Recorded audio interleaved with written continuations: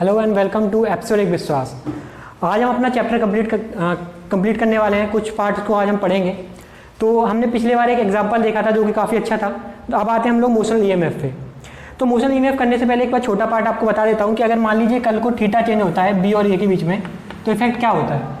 तो मान लीजिए आपके पास एक रेक्टेंगुलर सीट है, रेक्टेंगुलर लूप है, कंडक्टिंग लूप है आपके पास, और इस कंडक्टिंग लूप में से जो मैग्नेटिक फील्ड है वो ऊपर की तरफ है और यूनिफॉर्म है। तो मैग्नेटिक फील्ड ऊपर की तरफ है और यूनिफॉर्म है। अब मान लीजिए और इसका जो ये सीट जो है इस तरह से रखी हुई है, मैग्नेटिक फील्ड ऊपर की तरफ निकली हुई है। तो इस समय जो इसका एरिया वेक्टर होगा मान लीजिए ऊपर की तरफ है, ठीक है, परपेंडिकुलर। अब मैंने क्या करा, इस सीट को इस एक्सिस के अबाउट ओमेगा एंगुलर वेलोसिटी से रोटेट करना स्टार्ट कर दिया। मतलब इस तरह से था, अब मैं इसको इस एक्सिस के अबाउट रोटेट करना स्टार्ट कर दिया। तो अब क्या होगा कि जो बी है, यहाँ पर बी और ए एक ही डायरेक्शन में थी, अब कुछ देर बाद जो है ए इधर आ जाएगा, बी उधर ही रहेंगे, तो इनके बीच में एंगल चेंज होना स्टार्ट कर देगा, हो जाएगा। तो चलिए देखते हैं क्या फर्क पड़ता है। तो यहाँ से हम किसी भी समय पे फ्लक्स अगर लिखें तो कैसे लिखते हैं। मान लीजिए किसी समय पे एंगल हो गया थीटा, तो थीटा पे फ्लक्स कैसे लिखेंगे हम लोग। तो फ्लक्स इक्वल हो जाएगा हमारे पास बी डॉट ए, फ्लक्स हो जाएगा तुम्हारे पास बी क्योंकि यूनिफॉर्म है, ए भी एक वही है हमारे पास, और जो यहाँ पर आ जाएगा कॉस थीटा। आपको पता होगा कि भाई अगर इसको ओमेगा से घुमा रहे हैं, किसी समय टी पे अगर उनको थीटा लिखना है तो थीटा बराबर हो जाएगा theta naught plus omega T. क्योंकि हमने थीटा नॉट को जीरो लिया है, क्योंकि दोनों बराबर थे, अभी एंगल जीरो था, ये भी बी थी, ये ए था, थीटा नॉट जीरो था, तो इसको जीरो कर लेते हैं अपन। तो किसी समय पे थीटा आ गया हमारे पास ओमेगा इंटू टी, इसको यहाँ रख देते हैं। तो हमारे पास फाइव भी आ गया बी ए कॉस ओमेगा टी। अब हमें इंड्यूस ईएमएफ निकालना है, तो क्या करेंगे, इसको डिफरेंशिएट कर देंगे। इसको डिफरेंशिएट कर दीजिए विद रिस्पेक्ट टू टाइम। तुम्हारे पास बी यूनिफॉर्म है, कांस्टेंट है, ए कांस्टेंट है, चेंज क्या हो रहा है सिर्फ टी के साथ थीटा। तो B A d of d t of cos omega t. तो मैं यहाँ लिख दूंगा, इसको डिफरेंस करेंगे तो आएगा बी ए कॉस का होता है माइनस साइन, क्या आ जाएगा minus sine omega T into omega. तो हमारे पास जो रिजल्ट आया फाइनली वो मैं यहाँ लिख देता हूँ। तो यहाँ पर हमारे पास ईएमएफ इंड्यूस्ड बराबर होता है minus d phi B by d t. तो यहाँ आ जाएगा minus of B A omega minus sine omega t. ये माइनस माइनस करके प्लस हो जाएगा, तो यहाँ से हमारा plus B A omega sine omega t. मान लीजिए इसके नंबर ऑफ लूप्स हमने एन कर दिए। मैंने आपको पहले बताया था कि नंबर ऑफ टू टर्न्स बढ़ाते हैं तो उसी के हिसाब से ईएमएफ उसी के मल्टीपल में बढ़ जाता है। तो मान लीजिए नंबर ऑफ टर्न्स एन कर दिए तो इंड्यूस ईएमएफ भी कितना हो जाएगा, एन टाइम्स हो जाएगा। अब मान लीजिए इसका रेजिस्टेंस आपका आर है, तो इंड्यूस करंट कितना हो जाएगा, तो induce current will be N B A omega sine omega t by R. और यही है आपका एसी। असल में एसी क्या होता है आपका, ये क्या कर रहा है, साइनसोइडल मोशन कर रहा है, कभी जीरो है कभी मैक्सिमम फिर जीरो हो रहा है। तो यही हमारा क्या है, एसी। तो ये बेसिकली हम एसी चैप्टर में इसको बहुत डेप्थ में पढ़ेंगे। ये बेसिक था ताकि आपको समझ में आए कि एंगल चेंज करने से क्या फर्क पड़ता है। अब आते हैं अपन एरिया चेंज अप करेंगे कि भाई एरिया को बढ़ाएंगे घटाएंगे तो क्या होता है, इसको हम पढ़ेंगे मोशनल ईएमएफ में पूरा। अब हम पढ़ते हैं मोशनल ईएमएफ। देखिए मोशनल ईएमएफ में क्या होगा, मोशन की वजह से ईएमएफ क्रिएट करेंगे हम लोग। तो मान लीजिए कि आपके पास कुछ तरह से एक फ्रेम रखा हुआ है, ये कंडक्टिंग फ्रेम है आपके पास, और आपके पास एक कंडक्टिंग रॉड है जो कि इस पर फ्रीली स्लाइड कर सकती है। अब फ्रीली का मतलब ध्यान से नोट करिएगा, फ्रीली का मतलब होता है फ्रिक्शन जीरो करिएगा। उसकी एक इंपॉर्टेंस है जो आपकी मैं बाद बताऊंगा आपको। तो ये आपके पास मूव करने वाली, फ्रीली मूव करने वाली कोई रॉड है। मान लीजिए इसकी लेंथ एल है और ये आपकी वी वेलोसिटी से मूव कर रही है, और जो मैग्नेटिक फील्ड है वो बाहर की तरफ आ रही है और यूनिफॉर्म है। तो बाहर की तरफ आ रही है और क्या है, यूनिफॉर्म है मैग्नेटिक फील्ड। अब हम क्या करते हैं, किसी समय टी पे मान लीजिए मूव करते करते ये एक्स डिस्टेंस पर हो गई इसकी, तो मैं क्या बोलूँगा, मैं लिखूँगा यहाँ पर जो फ्लक्स इससे निकलेगा फाइव बी वो कितना होगा, बी डॉट ए।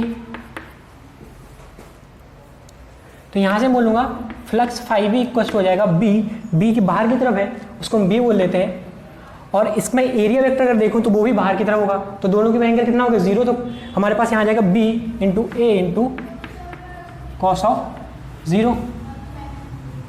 तो यहाँ से हमारे पास आ गया B इंटू ए। अब मैं क्या करता हूँ, इसको लिखता हूँ 5B बराबर B, एरिया को किसी समय पे लिख दूंगा x, ये डिस्टेंस मान लीजिए किसी समय t पे हो गई, तो ये एरिया हो जाएगा L इंटू एक्स, तो रहेगा L इंटू एक्स। अब EF निकालने के लिए हम इसको फिर से डिफरेंशिएट करेंगे विद रिस्पेक्ट टू टाइम, तो ये हमारे पास आ जाएगा d of dt of phi of b बराबर हो जाएगा, b कांस्टेंट है हमारे पास, यूनिफॉर्म है तो b बाहर निकाल लेते हैं, L भी कांस्टेंट है क्योंकि लेंथ तो वही रहेगी आपके पास, L भी कांस्टेंट को बाहर निकाल लेते हैं, x सबके बढ़ेगा तो इसको लिखेंगे d of dt of x। तो असल में ये क्या है हमारे पास, वेलोसिटी, तो ये हमारे पास आ गया b l v, ये हमारे पास आ गया e, और यहाँ पे एक माइनस साइन लगेगा क्योंकि हमें पता ही है माइनस आता है एक बार, तो ये इंड्यूस्ड EMF बराबर आ गया हमारे पास v v l। ये आपको रिजल्ट याद करना है कि क्योंकि काफ़ी बार डायरेक्ट क्वेश्चनों में रिजल्ट दे दिया जाता है। अभी मेरी इस बात को समझिए, अब होगा क्या इसमें कि इसको तो आप ऐसे में देख रहे हैं, इसको आप ऐसे देखिए थोड़ा सा चेंज करके, इसको मैं आपको डायग्राम बना के दिखाता हूँ। इस रॉड को आप ऐसे देखिएगा, ये रॉड ऐसे आ रही है आपके पास, और इसको ऐसे समझिए, जो B है वो ऊपर की तरफ है, इसको ऐसे सीधा करिए तो B ऊपर की तरफ होंगी, रॉड मेरी तरफ आएंगी, रॉड मेरी तरफ आएगा, B ऊपर की तरफ होगा क्या कि इसमें चूंकि मेरे पास एरिया बढ़ रहा है, ध्यान से देखिए एरिया बढ़ रहा है, तो जो मैग्नेटिक फील्ड की number of lines, magnetic flux है वो इस तरफ बढ़ रहा है। जब मैग्नेटिक फ्लक्स इस तरफ बढ़ेगा तो इंड्यूस करंट जनरेट होगा। डायरेक्शन कैसे निकालेंगे भाई, अपोजिट डायरेक्शन है तो कम करने की कोशिश करेगा, तो इस डायरेक्शन मैग्नेटिक फील्ड जनरेट करेगा, तो हमारे पास करंट कर्व फिंगर की डायरेक्शन में आ जाएगा, तो ये मेरे पास करंट की डायरेक्शन आ गई। अब क्या होगा कि चूंकि इसमें मैग्नेटिक फील्ड है, आपका करंट भी है, तो याद कीजिए इसमें एक फोर्स लगेगी, that is equal to F equal to I dl cross B। अब इसको ऐसे समझिए, dl हम हमेशा करंट की डायरेक्शन में लेते हैं, तो ये हमारे पास dl आ गया, B बाहर की तरफ है तो dl cross B, dl cross B, तो dl क्रॉस B करेंगे तो फोर्स लगेगी इसके पास एक अंदर की तरफ, ये फोर्स लगेगी। अब आप देखिए इधर पे ऐसा बना लीजिए फोर्स F। अब इससे क्या होगा कि भाई वेलोसिटी v से हम भगा रहे हैं इसको, लेकिन हर पॉइंट पे इस पे क्या लगी, फोर्स लगी, इसकी वैल्यू होगी BIL। अब इस फोर्स की वजह से क्या होगा, ये रिटार्ड होना स्टार्ट कर देगा, लेकिन हम क्या चाहते हैं कि भाई इसको कांस्टेंट वेलोसिटी मूव कराऊं।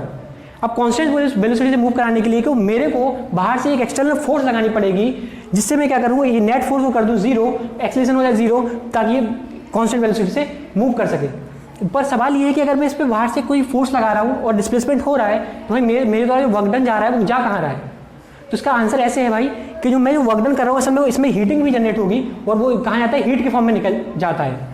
तो ये आपका छोटा सा मोशन EMF है, आगे भी इसके कई कंसेप्ट आते हैं, लेकिन बेसिक ये जो है वो यही होता है इसका। अब हम बात करते हैं कुछ एक ऐसे टॉपिक की जो जनरली टीचर्स पे कम फोकस करते हैं, that is called eddy current.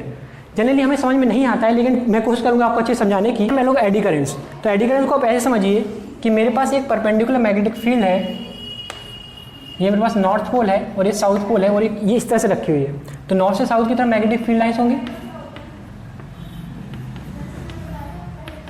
ये कुछ इस तरह से होंगी। अब मान लीजिए मेरे पास एक डिस्क है, ये मेरे पास एक डिस्क है, मैंने यहाँ पर कोई लूप नहीं लिया है, मैंने यहाँ पे कंप्लीट डिस्क ली हुई है। Disc is a combination of infinite number of rings. तो हमें इस बात समझनी है कि यहाँ पे हम लोग डिस्क लिए, कोई लूप नहीं लिया है। तो इस डिस्क को जब हम इसके पास लाएंगे तो उसमें होगा क्या कि इस डिस्क से कुछ मैग्नेटिक फील्ड क्रॉस करेंगे, उसकी वजह से इसमें क्या होगा, इंड्यूस करंट जनरेट होगा।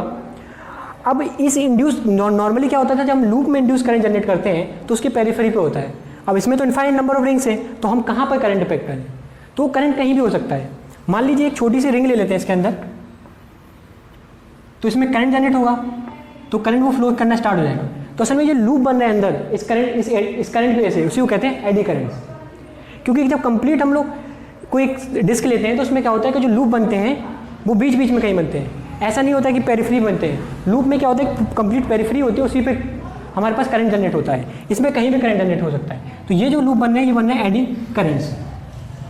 अब इस लूप में करंट फ्लो होगा, मैग्नेटिक फील्ड भी है, तो उसमें क्या लगेगी, फोर्स लगेगी, क्योंकि F इक्वल टू होता है हमारे पास I dl क्रॉस B। तो करंट की डायरेक्शन में आप dl मान लीजिए, B ही है ही, तो इसमें फोर्स लगना स्टार्ट हो जाएगी। उस फोर्स की वजह से क्या होगा, इसमें हीटिंग जनरेट होगी। तो एडी करंट से क्या होती है, हीटिंग होना स्टार्ट हो जाती है। अब मैं आपको एक प्रैक्टिकल करके दिखाता हूँ, एग्जाम्पल ऑब्जर्वेशन देता हूँ।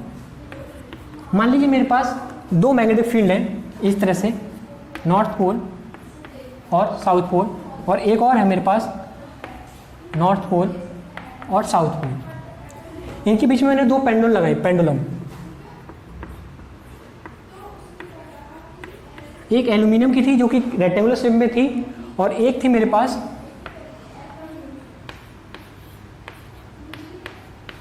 एल्यूमिनियम की, लेकिन इसमें टीथिंग थी, इसमें बीच बीच में कट्स थे, और दोनों को मैंने एक्सट्रीम पोजीशन पे जाके छोड़ दिया। मैं आपसे क्वेश्चन पूछता हूँ कि जब ये लास्ट में घूम ऑसिलेशन करेंगे तो रुकेगा कौन पहले रुकेगा? तो इसका जवाब हम लोग देते हैं एडी करंट से। देखिए इसमें क्या होगा, इसमें लूपिंग होगी, बिकॉज इसमें क्या होगा, एडी करंट जनरेट होंगे, मैग्नेटिक फील्ड की वजह से होंगे, एडी करंट जनरेट होंगे, और इस एडी करंट से क्या होगा, इसमें फोर्स लगेगा, और फोर्स से क्या होगा, एनर्जी लॉस होगा।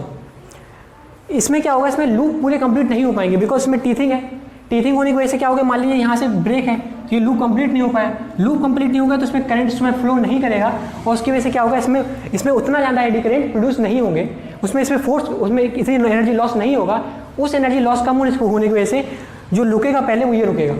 इसमें डैम्पिंग ज़्यादा होगी, इसमें डैम्पिंग कम होगी, क्योंकि इसमें एडी करंट्स कम होंगे, इसमें एडी करंट्स ज़्यादा होंगे। ऐसा नहीं कह सकते एडी करंट होंगे ही नहीं, होंगे पर बहुत कम होंगे। इसलिए आपने देखा हो ट्रांसफॉर्मर्स में हम लोग इसको हीट लॉस को बताने के लिए इस तरह के हम लोग इसमें स्लॉट्स बनाते थे, ताकि लूप कंप्लीट ना हो पाए। लूप कंप्लीट नहीं होंगे तो एडी करंट्स नहीं प्रोड्यूस हो पाएंगे, एडी करंट्स नहीं होंगे तो हमारे पे एनर्जी लॉस नहीं होगा।